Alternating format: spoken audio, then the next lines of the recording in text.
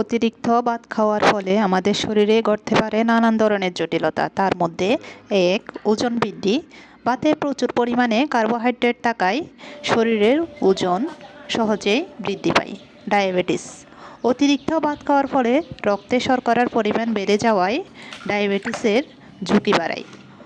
3, হজমে সমস্যা। অতিরিক্ত ভাত খেলে হজমে সমস্যা হতে পারে, যেমন পেটে গ্যাস, অ্যাসিডিটি বা বদহজমের মতো সমস্যা। 4, পেটে চর্বি জমা।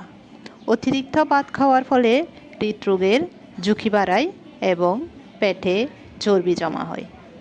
5, পুষ্টির অভাব।